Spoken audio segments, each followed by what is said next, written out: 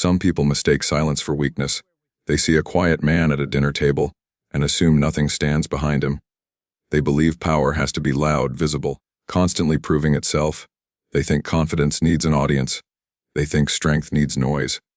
Real power doesn't work that way. It doesn't rush to be noticed. It doesn't rise when provoked. It doesn't feel the need to explain itself. It waits. It waits because it knows time is on its side. Because it knows control matters more than reaction. Because it understands that the loudest person in the room is rarely the one in charge. There's a certain calm that comes from experience. A stillness that isn't passive, just contained. The kind that comes from knowing exactly who you are and not needing anyone else to confirm it. That kind of calm often gets misunderstood. People see it and think it's empty. They think there's nothing behind it. They mistake restraint for hesitation and patience for fear, and that misunderstanding is where trouble begins. This is one of those nights where nothing looks unusual at first. No raised voices, no warning signs, just a normal evening unfolding the way evenings always do. The kind of moment people overlook. The kind that feels unimportant until it suddenly isn't. Because arrogance has a way of entering quietly before it becomes loud. It creeps in through assumptions, through underestimating others, through believing the world owes you space simply because you take it. And once arrogance feels comfortable, it pushes further, it tests boundaries, it looks for reactions, it assumes no one will challenge it. That's the danger of judging strength by appearances, of measuring people by volume instead of depth, of assuming the calmest presence carries the least weight. Some lessons don't announce themselves. They don't arrive with warning signs or dramatic build-up. They begin in stillness, in quiet confidence, in a moment where nothing seems about to happen, until it does. This is one of those moments. The restaurant was warm and full without feeling crowded. The kind of place where conversations blended together into a steady hum. Nothing sharp, nothing tense. Just noise that fades into the background when people are comfortable. Plates moved from kitchen to table. Silverware tapped softly against ceramic. A server laughed near the counter, then disappeared through swinging doors. Someone nearby leaned in close, speaking low, the way people do when they don't want the whole room listening. It was an ordinary night. The kind people forget the moment they walk out the door. Steven sat at his table without drawing attention. No crowd around him, no phones lifted, no one whispering or pointing. He looked like someone finishing a long day, relaxed shoulders, unhurried movements. The calm that comes from not needing to rush anything. He took his time with the meal. Not distracted, not scanning the room. Just present in the moment, the way most people try to be but rarely are. Around him, life continued without pause. A couple debated dessert. A group laughed a little too loudly after their drinks arrived. A chair scraped the floor as someone stood to leave. Nothing stood out. Nothing felt important. The lighting was soft, meant to make people linger. Warm tones that smoothed edges and slowed the evening down. The kind of place designed for comfort, not confrontation. Steven blended into that comfort easily. No tension in his posture. No sign that he expected anything other than a quiet meal. Moments like this don't feel like the beginning of anything. They feel like filler. The background of a day that will soon be forgotten. That's what makes them dangerous. Because when everything feels normal, people let their guard down. They assume the rules won't change. They assume tonight will end the same way it started. Steven reached for his glass, took a slow sip, and set it back down. No rush, no distraction. Just a simple motion, repeated without thought. Nearby, a server checked on a table, smiling out of habit. A credit card slid across a surface. Someone apologized for bumping into a chair. The room stayed balanced. Nothing tipped it one way or another. Steven's presence didn't alter the space. He didn't command it. He didn't fill it. He occupied it the way confident people do, without needing to claim it.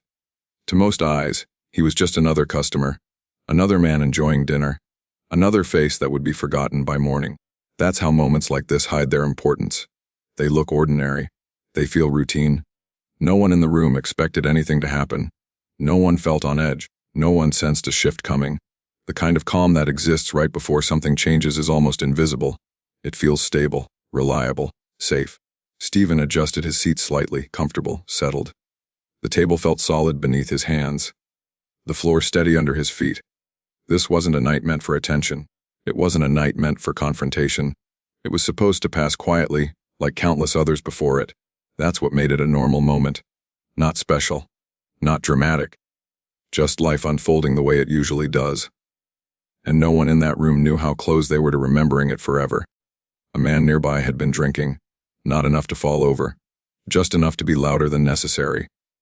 His voice cut through the steady hum of the room, too sharp, too confident, the kind of voice that expects space simply because it takes it. At first, it was easy to ignore. Most people did. Restaurants are full of small disturbances, a laugh that lasts too long, a story told too loudly, nothing worth reacting to. Steven didn't look up, didn't turn his head, didn't acknowledge it at all. That silence was unintentional at first, just a man focused on his meal, but silence has weight whether it's meant to or not. The man noticed. He glanced over once, then again. Each look lasted a second longer than the last. Not curiosity, expectation. When the laughter from his table came again, it carried farther, a little forced now, a little sharper, as if volume alone could demand attention. Steven remained still, unbothered, unresponsive. That's when the space between tables started to feel smaller. Not physically, socially. A chair scraped as the man shifted his weight. The sound landed harder than it should have. People nearby paused mid-sentence, then kept talking, pretending they hadn't noticed. The man leaned back, then forward, testing, waiting. Silence can feel like dismissal to the wrong kind of person. It feels like disrespect, like being ignored on purpose. Steven reached for his fork, calm as before. No rush, no tension in his hands. That calm did something strange to the room. It didn't settle it, it unsettled it. Because the man didn't want calm, he wanted reaction. He wanted confirmation that he existed beyond his own table. He stood, just slightly, adjusting his chair, not leaving, not staying seated either. The movement was unnecessary, which made it noticeable. Someone nearby shifted uncomfortably. A conversation dropped in volume. Eyes flicked over and away again. Steven still didn't look up. That was when the man stepped closer. Not directly. Not yet, just enough to cross an invisible line. His elbow brushed the edge of the table. Plates rattled softly, nothing spilled. "Watch it," he muttered, not loud, but loud enough. Steven paused for half a second, set his fork down carefully, then continued eating. No apology, no glance, no response. That was the moment the mood changed. The man laughed again, this time alone, a short, sharp sound. The kind that's meant to pull eyes in. "Gus, some people don't hear so well," he said a little louder. Steven remained seated, calm still. The man took another step, closer now, too close. Personal space vanished quietly, without permission. The table between them felt smaller than it had moments ago. Steven didn't move. That calm became a mirror, and the man didn't like what it reflected back. His voice rose, not shouting, but pressing. People stopped pretending now. They listened without turning their heads. The room felt tighter. Steven's silence wasn't empty. It was full of restraint, full of control. But to the man, it looked like surrender, and that misunderstanding fed his confidence. He smirked, shifted his stance, let his shoulders square just a little. Steven stayed seated, grounded, unmoved. The man leaned in, breath heavy with alcohol and certainty. Words came faster now, edgier. Still, no reaction, no anger, no fear, no acknowledgement at all. The longer the silence lasted, the louder the man became, as if he needed to fill the space himself, as if quiet was an insult he couldn't tolerate. This wasn't about the table anymore, or the chair, or the comment. It was about ego meeting a wall that wouldn't respond. Steven's calm didn't escalate the moment, but it didn't soften it either. It held its ground, and that was enough to provoke something dangerous. Do you think silence calms arrogant people, or provokes them more?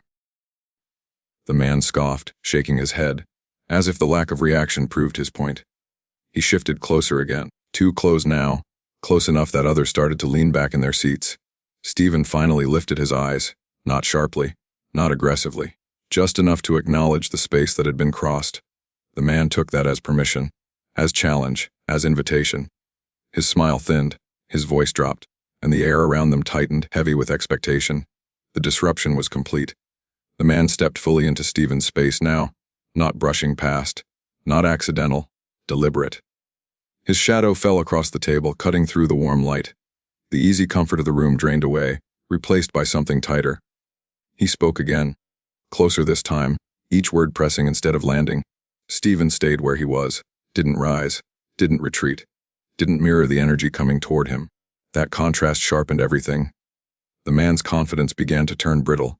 What had felt playful to him a moment earlier now needed validation. He wanted acknowledgement. He wanted submission. Anything but this steady calm sitting in front of him. Nearby conversations slowed. People pretended to look at menace that hadn't changed. Glasses were lifted and set down too carefully.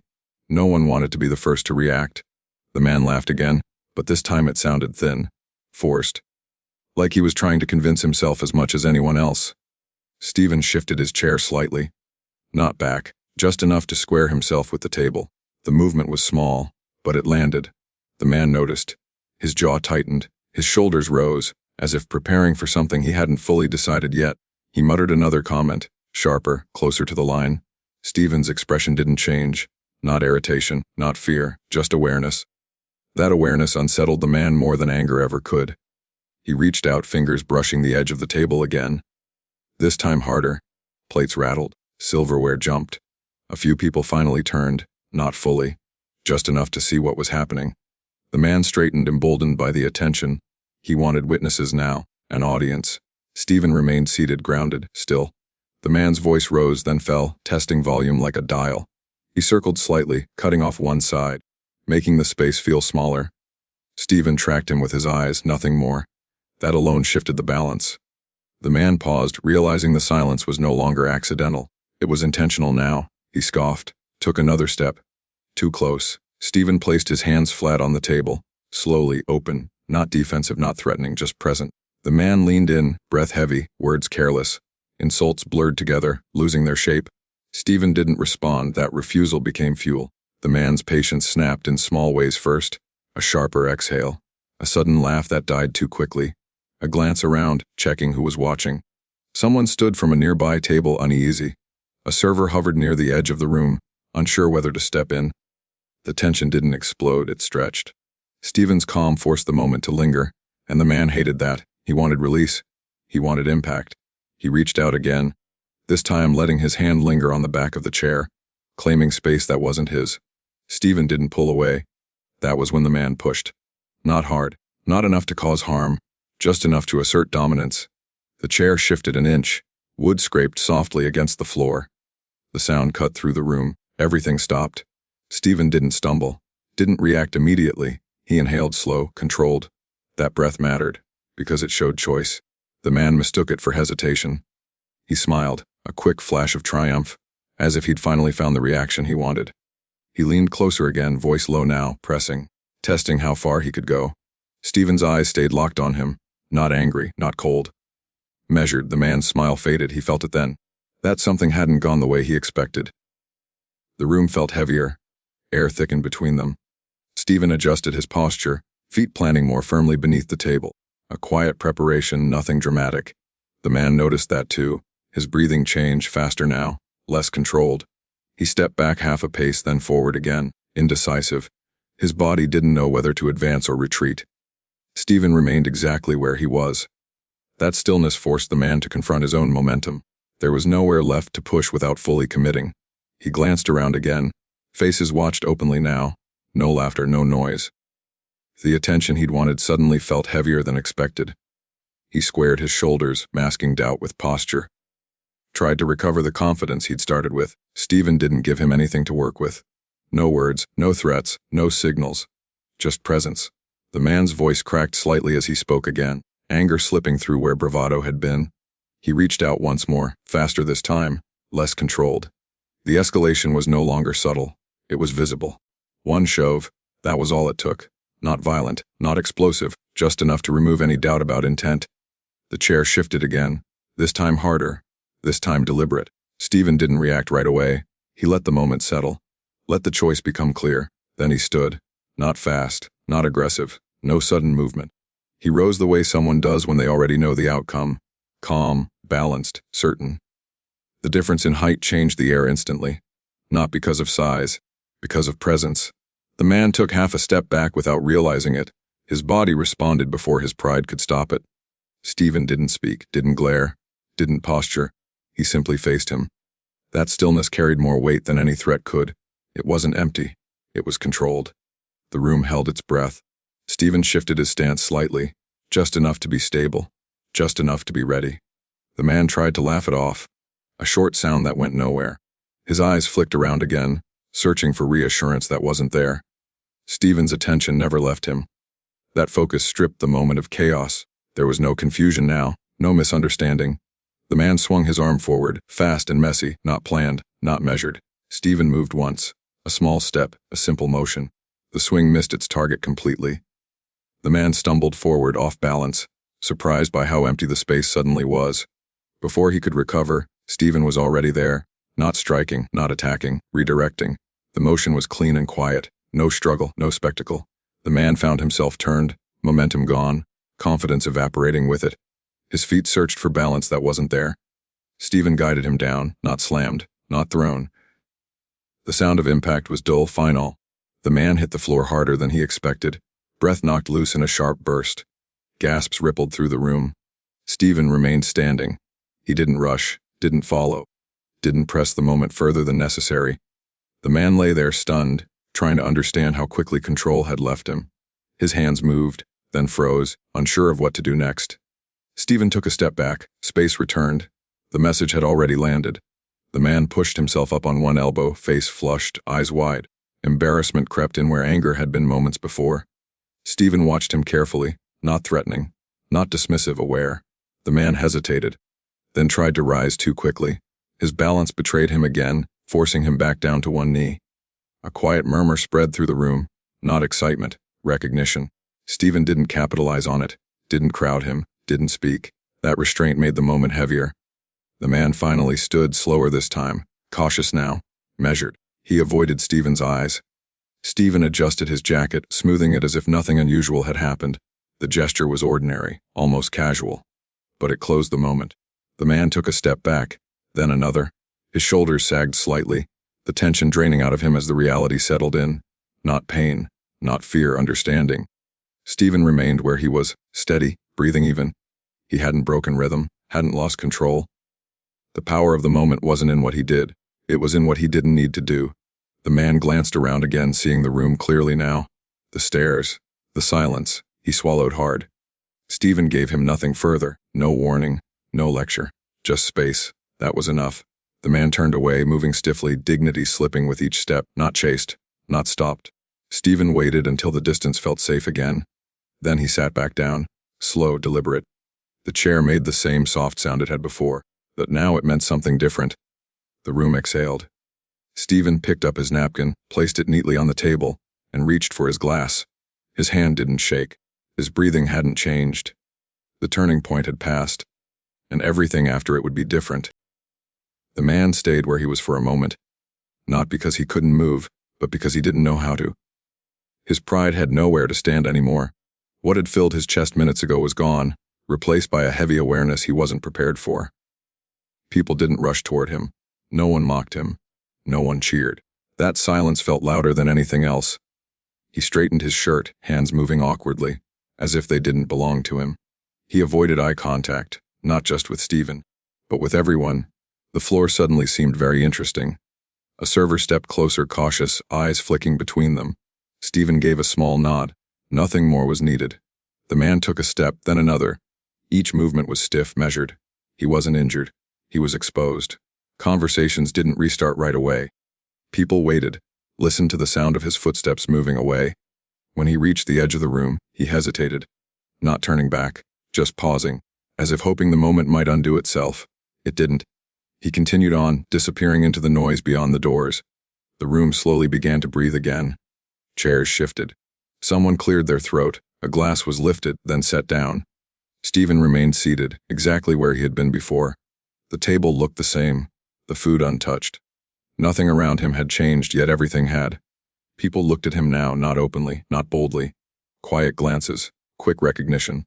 Steven didn't acknowledge them. He didn't need to. He picked up his fork and took another bite, calm and unhurried. The motion felt grounding, almost deliberate in its simplicity. Life resumed, but not quite the same. The room carried a new awareness, a reminder that things can shift without warning. Someone laughed again, softer this time. A conversation restarted, cautious at first, then steadier. Steven wiped his hands, folded his napkin neatly. Still composed, still present. The power of the moment wasn't in the fall, it was in the restraint afterward. No follow-up, no display. No need to assert anything further. That restraint lingered in the air. People didn't talk about what had happened out loud. They didn't need to. It sat between tables, unspoken, understood. Steven finished his drink and set the glass down gently. The soft clink echoed longer than it should have. That was when the meaning of it all began to settle in, not the action, the choice. Is real strength about proving dominance, or knowing when to end a conflict? Steven didn't stay to be acknowledged, didn't wait for approval. He simply existed in the space, calm as before. A server approached, voice low, respectful. Steven responded just as quietly. No one asked for details, no one pressed him. The moment didn't belong to spectacle anymore, it belonged to understanding. The chairs felt steadier, the room warmer again. Steven stood once more, slower than before, and reached for his jacket. The movement was casual, unremarkable. People noticed anyway. He placed a bill on the table, nodded to the server, and turned to leave. No pause, no glance back. As he walked away, the room didn't follow him with its eyes. It didn't need to. The impact had already been made. The space he left behind felt quieter, not emptier, balanced. What lingered wasn't fear. It wasn't excitement. It was clarity. The kind that doesn't shout. The kind that stays with you long after the noise fades. Steven passed through the doors and into the night, unnoticed once again. Just another man leaving after dinner. But those who had been there would remember the difference. Arrogance is loud. It announces itself in every step, in every word, in every glance. It fills the room before anyone even realizes it has arrived. It demands attention, even when no one wants to give it. Discipline is quiet. It doesn't need witnesses. It doesn't seek applause. It moves through the world without demanding acknowledgement. It is measured, precise, aware of the consequences of each action. When arrogance meets discipline, the clash isn't always physical. Sometimes it is. Sometimes it is just a space, a pause, a presence that refuses to respond in kind. People often confuse strength with the ability to dominate. They measure it by noise, by movement, by the visible display of power. But the quiet ones, the disciplined ones, know that real strength is more subtle. It is knowing when to act. It is knowing when to allow the world to reveal itself. It is knowing when to step forward and when to stand still. Some lessons hit harder than a punch. They arrive without warning. They don't announce themselves. They leave a mark not on the body, but on understanding, on perspective, on how people see the choices around them. Moments like these reveal what matters, not the fight, not the confrontation, but the restraint, the patience, the control. Others might remember the shoving, the movement, the moment of impact.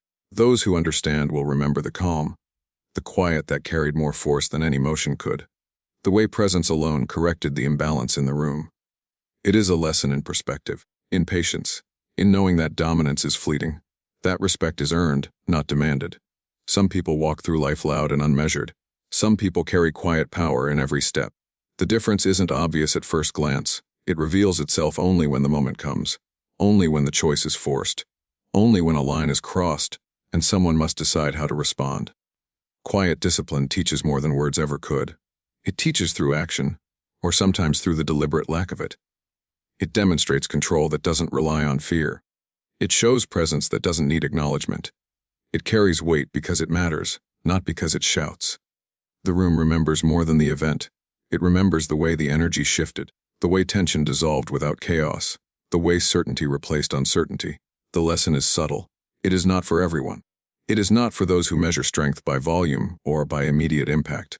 It is for those who understand patience, for those who see restraint as a form of power, for those who know that real strength isn't in the moment of victory, but in the moment of choice. The echo of these moments lingers long after the scene ends. They shape perception, understanding, and judgment. They remind people that appearances can be deceiving, that calm is not weakness, that silence can hold more weight than noise. It is in these moments that people see the difference between arrogance and true mastery, the difference between fleeting dominance and enduring control, the difference between reacting and choosing. And those who notice will carry it with them, not as a story of who won or lost, but as a reminder of what really matters, of what strength really is, of what power really looks like when it is measured, deliberate, and controlled.